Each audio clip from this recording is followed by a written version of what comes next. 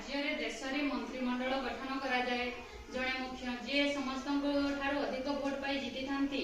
तो एमएलए माने सेमानंको मुख्यमंत्री रूपे बाछि थांती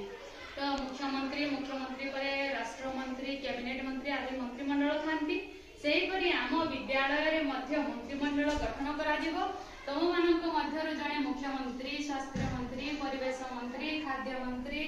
आदि शिक्षा मंत्री आदि हेबो तो सेही परि भाबरे मंत्रिमंडल गठन करिबा पई जे वोट करा जायतिला सेही वोट रु सबठारु अधिक वोट पाइछंती सलीम सेठी आ से आजि हेबाकु जाउछंती हमर मुख्यमंत्री सलीम होउछंती हमर मुख्यमंत्री एवं से अधिक वोट पाइछबारु आजि विद्यालय